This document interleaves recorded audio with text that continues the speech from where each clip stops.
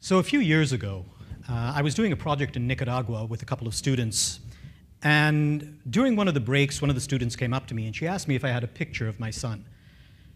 And I said, no, I don't carry a picture of him. And she looked horrified, as if I were a bad parent, and said, why not? And I said, why should I carry a photo of him? I remember what he looks like. This was not quite the truth. I do carry a picture of him, and I have for almost 15 years now. It's a blurry, fuzzy, underexposed Polaroid taken by a nurse about 1 hour after his birth. And I've carried this photo in my wallet, and I've never told anyone about this until this very moment in time. And it has survived thousands of miles of international travel. It's survived 3 job changes, 1 divorce, 2 almost successful attempts at pickpocketing. So the first time I saw my son, a thought passed through my head, which I assume that is similar to the thought that passes through the minds of any new parent who sees their firstborn for the first time. I looked at him and I said, man, that is one ugly baby. And he was. When he was born, he was what doctors called a micropreemie. At the time of his birth, he weighed 1.25 pounds. And in fact, his weight dropped under a pound after the first week of his birth. And I scrounged around in my pantry trying to find something that had a similar weight, and all I could find was a can of beans. That was how much he weighed. He looked like a little alien, a large, misshapen head on a small body that wasn't quite ready. His skin was scaly and translucent, draped over twigs that were posing as bones. And if they had let me hold him in the first 2.5 months of his life, I would have held him up to the light to see if I could see his skeletal structure shining through. And I tell you this story because I look at that photo often, and I wonder if this miracle, this alien baby that survived the conditions of his birth, will he ever become a leader of men and women? I'm not sure. And honestly, I don't think he wants to. We have a sense of what makes a good leader. In fact, there are studies which suggest that actually we all have a sense of what we want to see in the people who lead us. And this crosses national borders and cultures. We want our leaders to be inspiring. We want them to be good communicators. We want them to have a strategic vision of where they want to take us. And we also have a sense of what we don't want to see in our leaders. We don't want them to be asocial. We don't want them to be loners. We don't want them to be dictatorial in their leadership style. But I'm not sure that's actually what we want. Wired magazine, a few months ago, had a cover story of Steve Jobs. And it was a picture of Steve Jobs on the cover, depicted as both angel and demon. He had a halo and he had horns. And the text on it said, he was a Buddhist and he was a tyrant. He was a genius and he was a jerk. A few months later, the head coach of a National Football League team in the Midwest, after a particularly brutal loss, was speaking of his quarterback, who was a nice guy. And the coach went on a news conference and said, we need him to be a leader. We need him to be a jerk. We need him to be a real jerk. And he didn't use the word jerk. I hesitate to use the word that he actually used in the news conference because my son is sitting here. But is this what we're looking for? I'm not saying that we equate being leaders with being jerks. But I also think that sometimes we say one is an allowable downside to achieving the other. And this concerns me. This concerns me because my son is not a jerk, nor are my students that I teach and I send out into the world, as I say, release into the wild, right? My son is shy, he's reserved, he's occasionally unsure of himself, he detests the spotlight, but he's also wicked smart, a brilliant chess player who can see patterns emerge before anybody else and develop strategies to cope with that. He is generous, and he is still one of the kindest people I've ever met, like my students. So what does the future hold for someone like that? for someone who doesn't want to lead but has all the qualities of leadership that we want to see in our leaders. And I think out there are people who simply live their lives with joy, and as a result, influence and inspire the rest of us to be better people. These are people that we coalesce around because we unconsciously recognize that they have special qualities and that they don't realize it themselves. That every day they simply do what they love and have a ripple effect on the people around them. I call them inadvertent leaders. I'm going to tell you two stories. Two stories from my life. One is about a person I met a few years back, and the other is about a person I've known all my life and I love very much. So the first story. So a few years ago, I was trekking through the Kumbhu Valley in Nepal, as you do when you're having a midlife crisis, right? Trying to find myself. I was trekking up to the Everest base camp, and I had a guide with me named Ram, a young man, probably in his early 30s. And as you walk through the Kumbhu Valley, it is an amazing, amazing place. You pass by small villages, tea houses, monasteries. You see children giggling and running as they do all around the world, never having seen mechanized transport in their life, sunburned cheeks.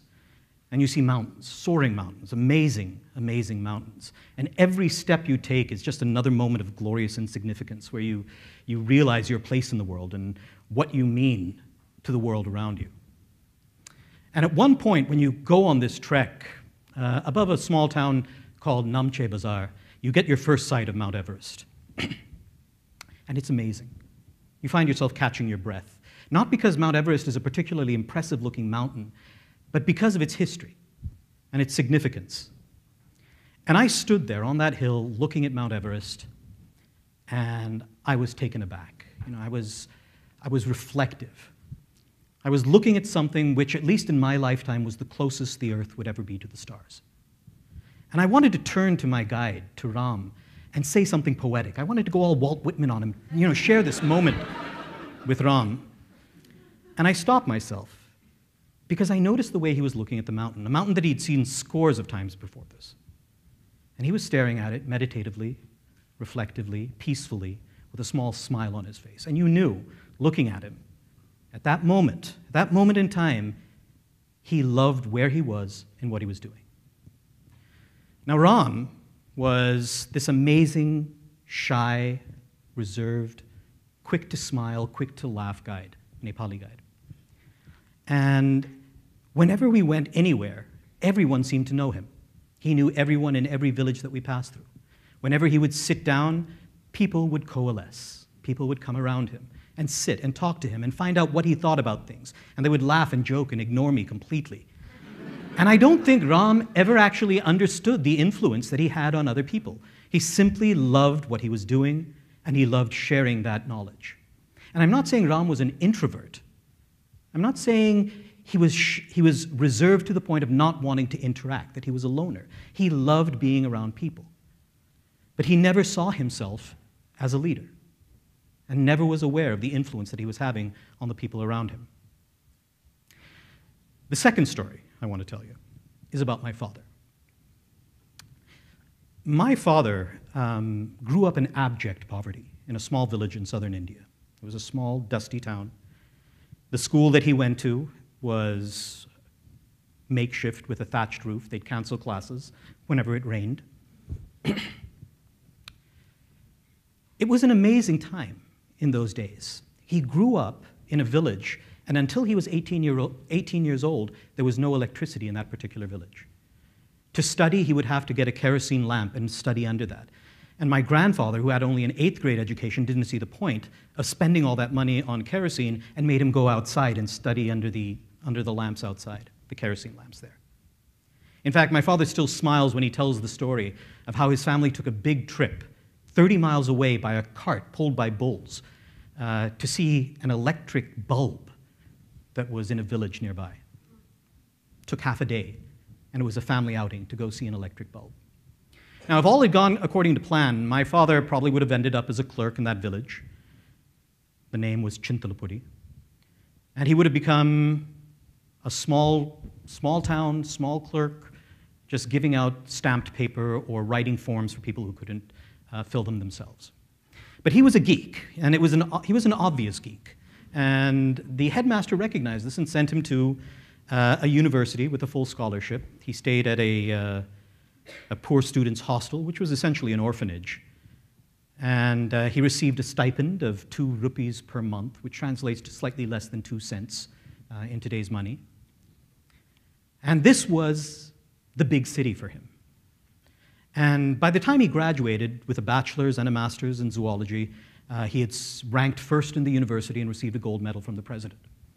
After he finished there, he got a scholarship through the East-West Center to the University of Hawaii, and then moved from there and did his PhD from the University of California at Irvine before returning back to India, where he became a professor at the University of Delhi. And my father never saw himself as a leader. He never saw himself as somebody who could influence others or try to change directions for organizations or institutions. But I am still jealous of how much his students love him. I'm still jealous of how much his students take into consideration what he has to say, while he would just sit in his lab and do his research. He transformed lives without ever knowing it. He guided 12 PhDs, almost all women, who would normally have gotten married through an arranged marriage and had children and never gone back to work. And these PhD students are now full professors in Mexico. One runs a governmental program in Nepal for conservation. Another is a consultant in the Middle East for environmental programs there. These are the ripple effects of people who don't realize their influence, of what happens when you drop them into a pond, of how connected they were. The last time my father went back to his village, which was a few years ago, it hadn't changed. For the first time, they had gotten a real building with cement after 40, 50 years of him leaving the village. And when he went there, he was mobbed by school kids asking for his autograph, and he was stunned. But he was a rock star in that village. He was still the only person to ever leave that village for higher education abroad.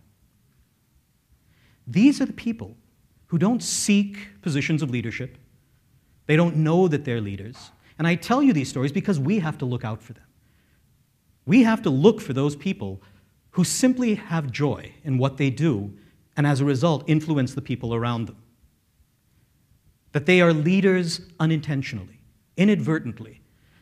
And I'm not saying that the leaders that we train today don't have many of the qualities that I've been talking about. In fact, we teach it, we encourage it, right? Especially in business schools.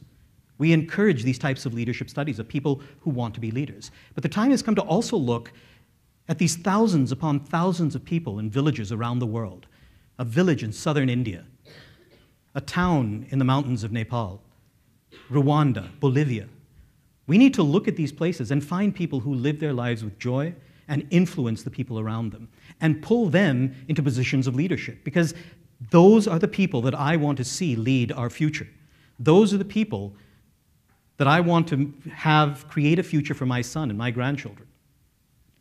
And so I look at this photo all the time. I look at this photo of my son, and I have hope, not for the miracle of his birth and his surviving of those conditions, but because I have hope for his reserved resolve, his quiet leadership, and that hope that someday somebody will follow him, and that unconventional, and perhaps not unconventional, but uncommon leadership becomes commonplace in the future. Thank you.